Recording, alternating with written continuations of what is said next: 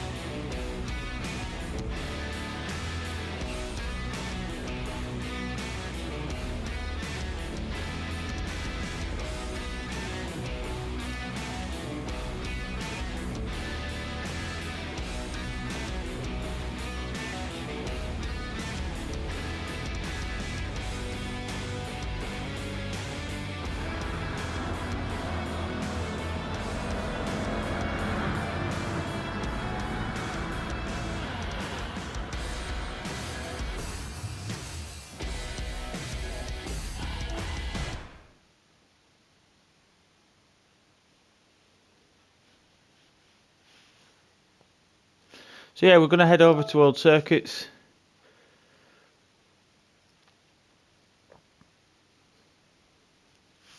And if we head down to the bottom, we've got the Pan American Championship there.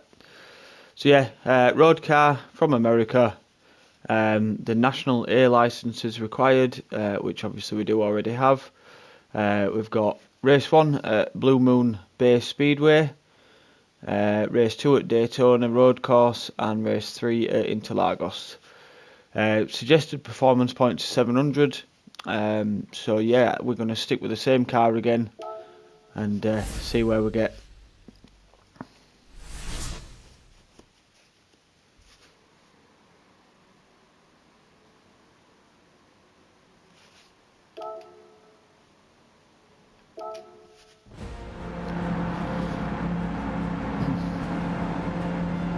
So yeah, heading to race 1, we've got 6 laps of Blue Moon Speedway.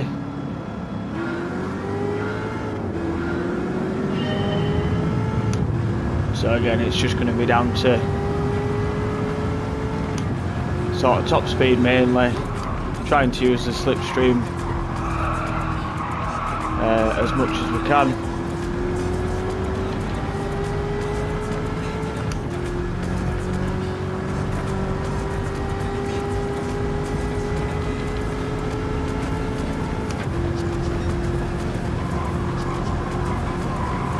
But yeah, I mean, there are a couple of braking zones on this one, as you can see.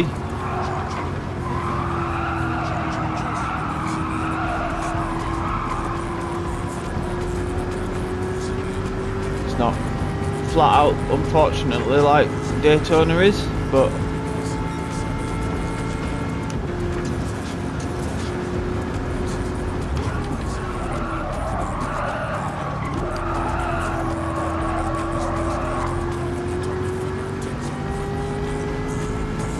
nothing too drastic. You just concentrate on keeping it out the barriers.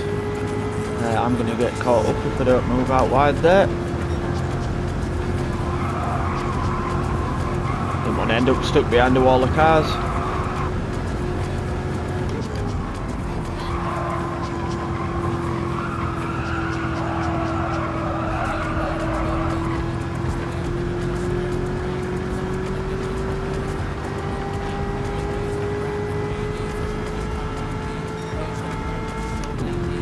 So yeah, just under 10 seconds behind with 4 laps to go.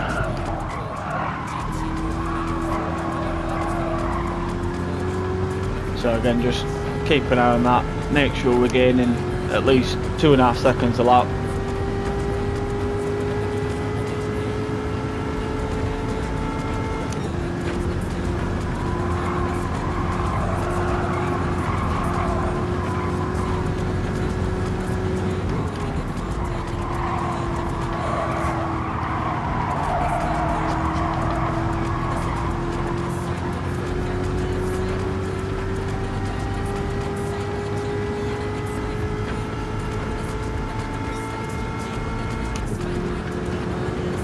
which yeah, we comfortably are. So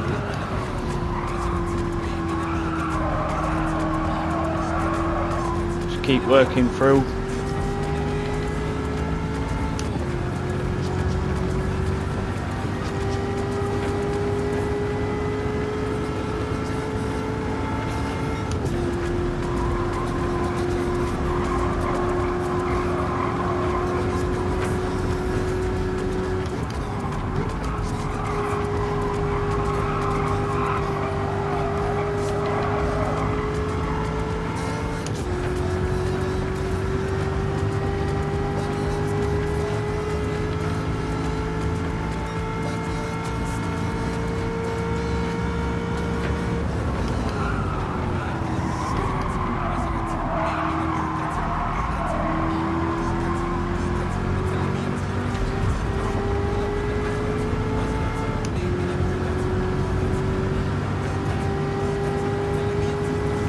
Don't give you any room, do they?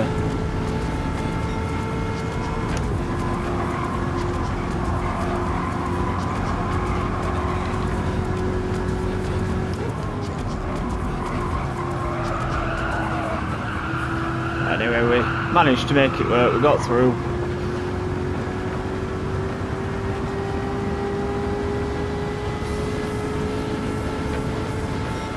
And we're now past the leader. Just as we come to start the last lap.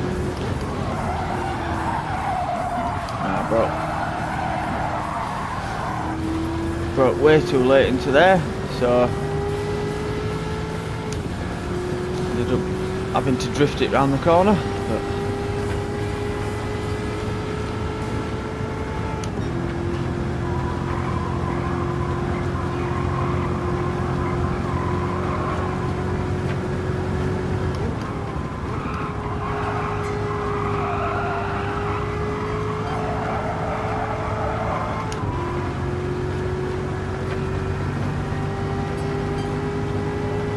yeah, so an easy enough race one.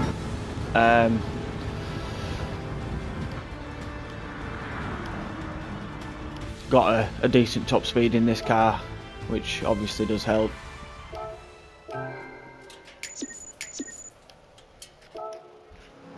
So yeah, that moves us on to race two, puts us in the lead of the championship.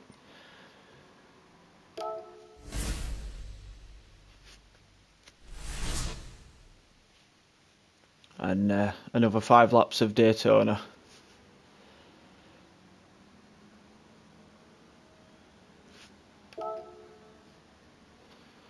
Which obviously we've just done in the last menu book in this car as well. So obviously we've got a bit of an idea what sort of lap times we can do, and obviously where we need to be going on the track, really.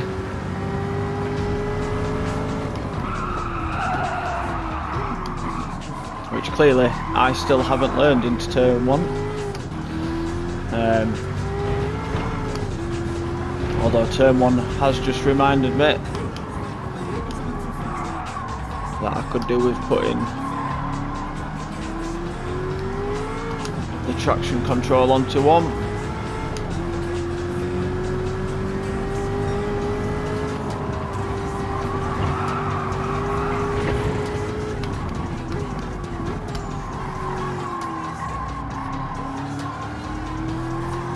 And yeah, just to give us a bit of a safety net,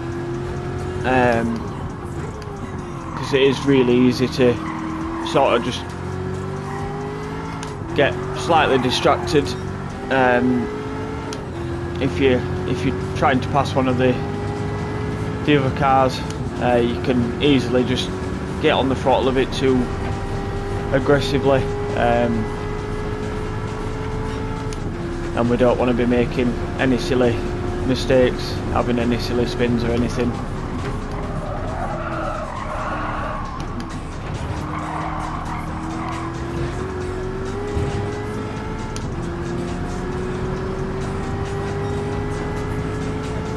So yeah, it'll just help us to avoid that a little bit more.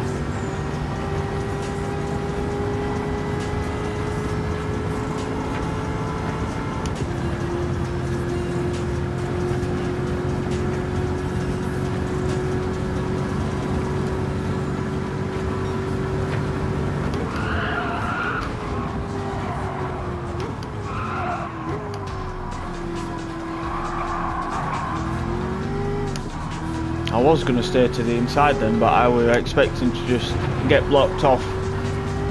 Typically, as soon as I moved out, he started drifting across the track.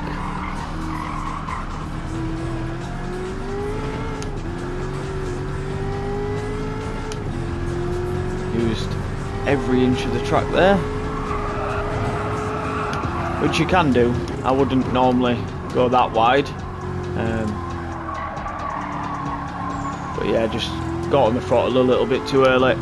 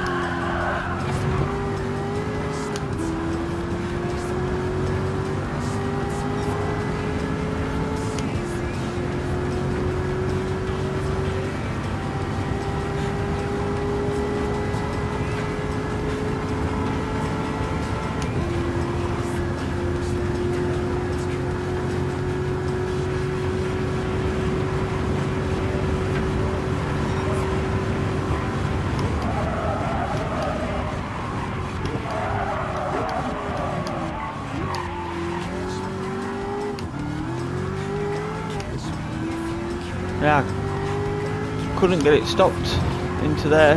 I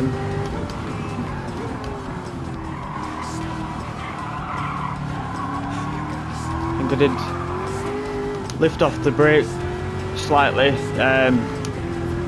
sort of mid-corner, thinking that I were braking too much. No, I don't know if I've just let off too much or what, but anyway, not to worry. It's not really cost us a great deal. We've still kept the lead.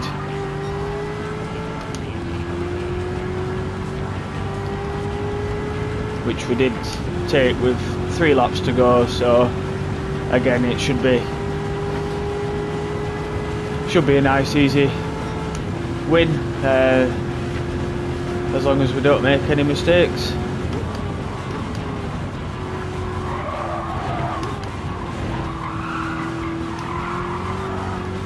I think we're about 6 or 7 seconds a lap faster.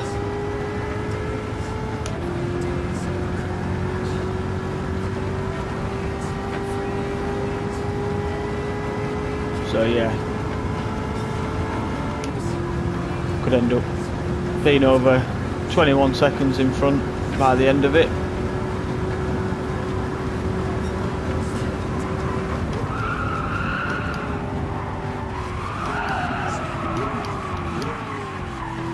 And I still just can't get turn 1 right, but not a problem. But yeah, so just going back to what I just said about, obviously,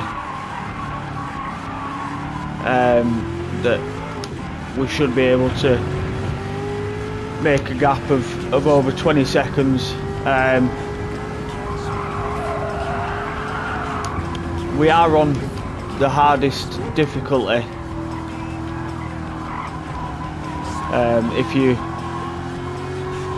If you've been watching from the beginning, you will have seen when I set all that, and that obviously hasn't been changed.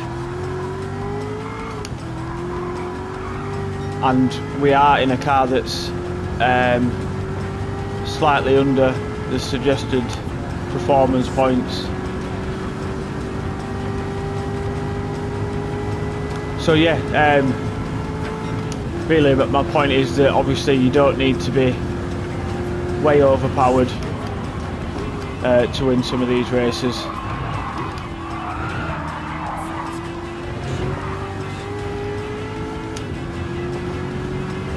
You obviously don't have to be the best driver in the world. Just sometimes it's just a case of finding the right car.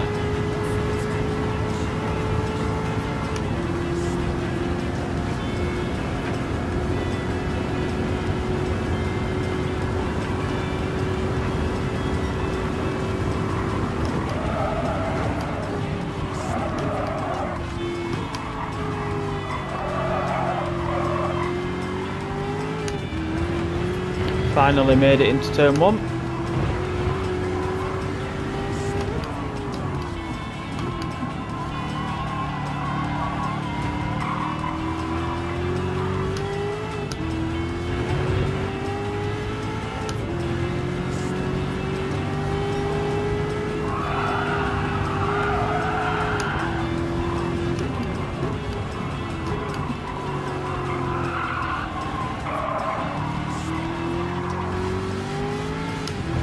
But yeah, if you saw the sector time then, obviously like I've just said, that's the first time we've got into turn 1, sort of something like what we should have done, and it gained us over 3/4 of a second.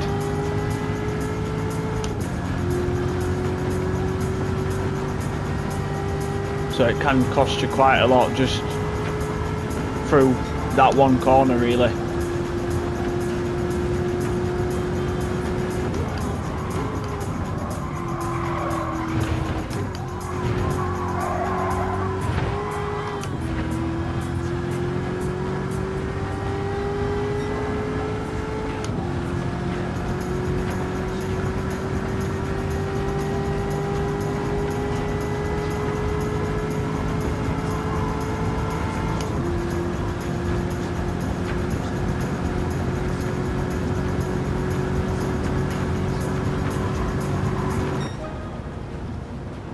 So yeah, another nice, easy-ish win. Well, say easy-ish, it was, yeah, just over 19 seconds. And yeah, going off, what I was saying about 20 seconds was based on Fraga, who ended up in 3rd. So obviously the Viper ended up getting past the Corvette and was quicker. But yeah, still almost 20 seconds. Without the couple of mistakes I made on lap 4, it would have been.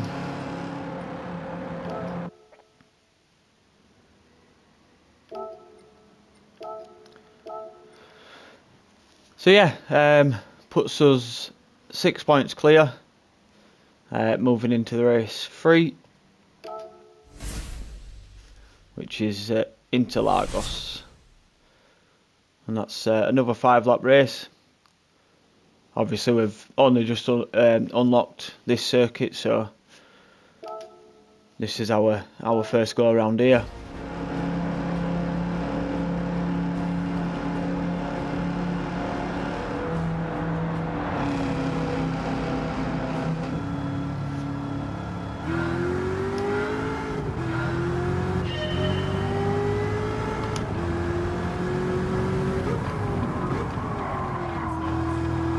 Yeah, it's really easy to get this first section wrong. Obviously passing the car on the outside there didn't help, but you want to try and hold a tight line through turn 1 to get a quicker exit out and through turn 2, so that you can obviously carry more speed down the straight.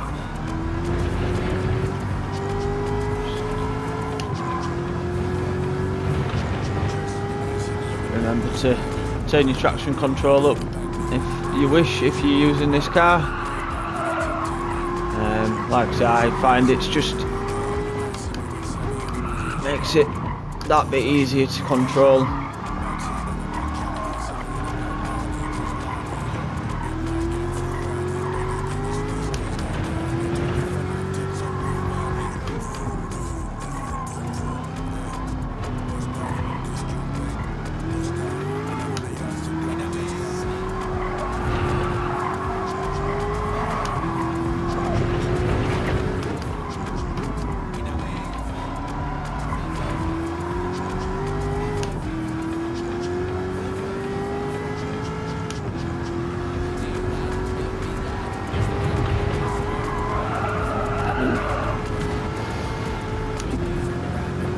Don't think catching that curb on the inside there helped at all.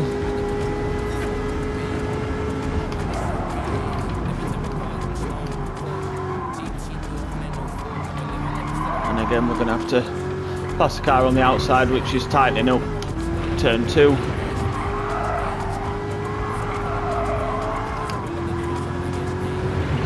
Isn't what we want to really be doing, but obviously while you're getting through the traffic, can't always be helped.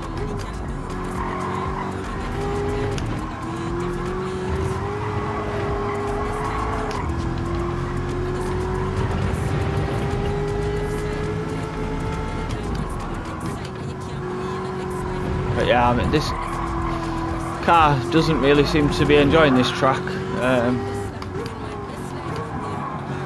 A lot of understeer. It's very twitchy out the corners. But as long as you can hang on to it, it is more than quick enough.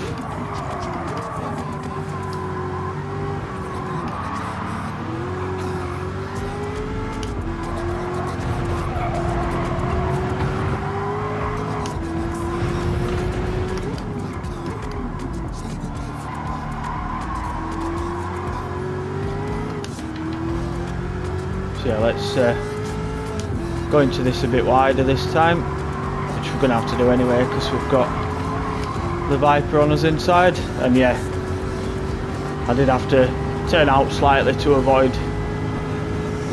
the Viper, and we still got round there a lot better than we did at the end of the first lap.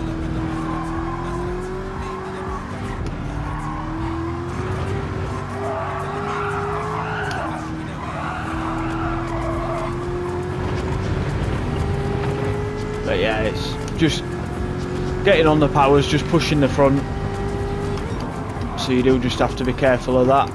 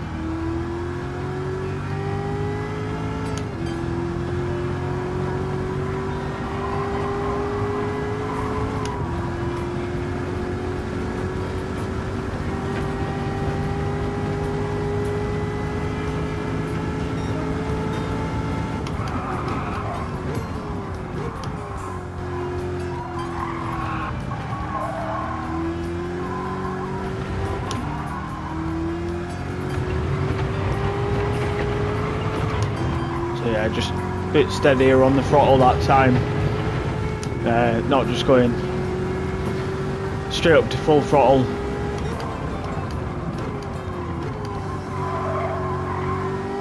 Just holding it tight to the curb at as much throttle as we could have on without pushing wide.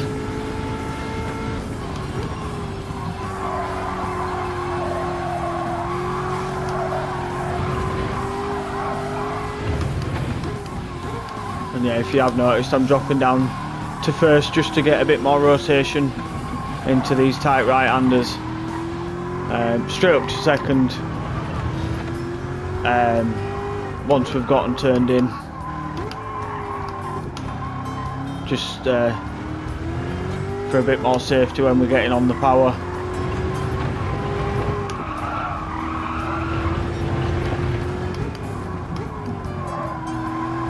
I did go down to first for that corner last lap, but you don't need to. I think it does actually probably cost you more time than not doing, so yeah, leave it in second.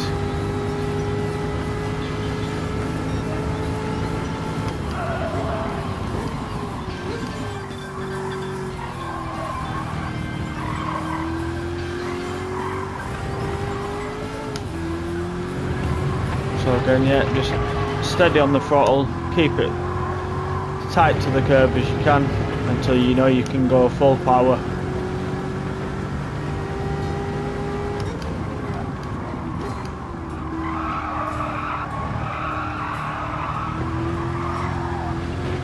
A little bit wide there, tried something different and obviously it didn't work.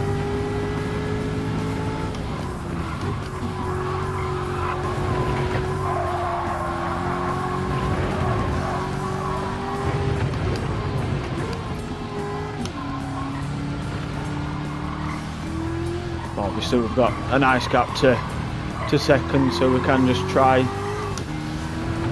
little things, just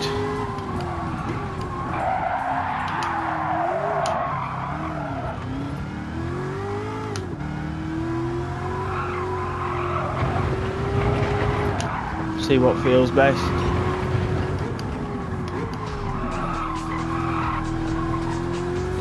I mean, I have made a few mistakes this lap and still only a few tenths off the fastest lap we've done,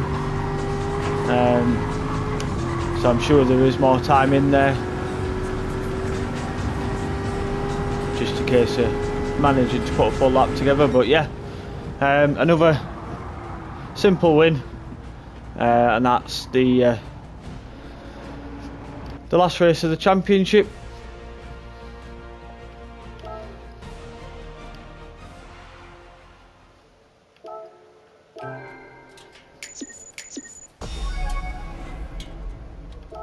And yeah, so a nice bonus for winning the championship, which gives us a gift car, which is one of 3 Porsches. So as I said last time after we did one of these, I'd been going for the middle one every time, and it seemed to basically always be giving us what, well, according to the performance points, was the worst car. So I'm going to go for the left one instead this time. And we've got the best car. If we had gone central, we would have got the worst car again, and if we'd have gone right, we'd have got the middle car. So again, I'm not entirely sure if this is the same for everyone.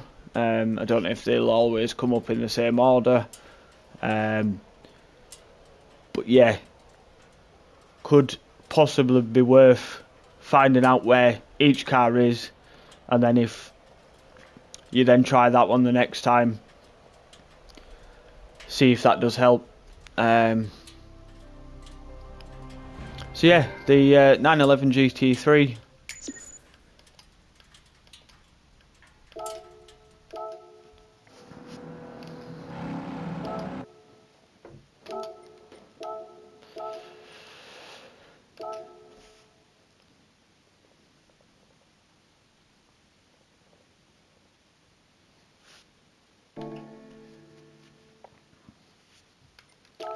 So we'll head back to the cafe.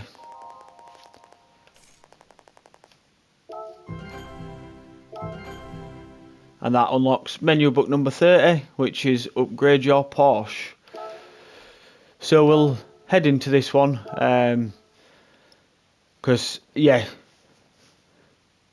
we've just got to tune it so it's between the performance points of 600 to 650. And that unlocks us Spa.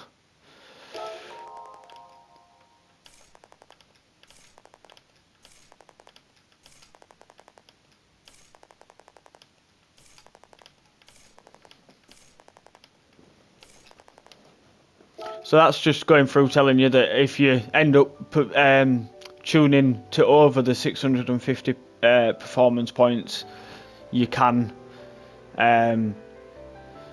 add certain things that'll reduce that power, like power restrictors and stuff, and you can add ballast, which will bring the points down. I think usually the easiest thing to do is to put worse tyres on if you have sort of upgraded to racing tyres, and then the points end up too high.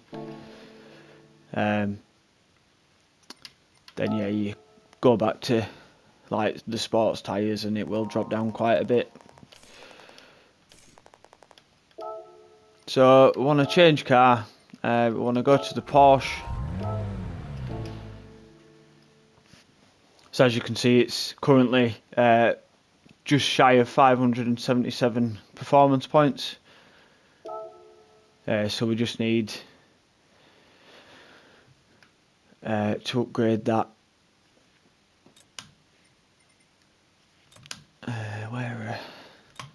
They're in the start, aren't they? So I'll put some sports softs on, and that takes us to 618 straight away, which is obviously between the 600 and the 650. So we can head back to the cafe again.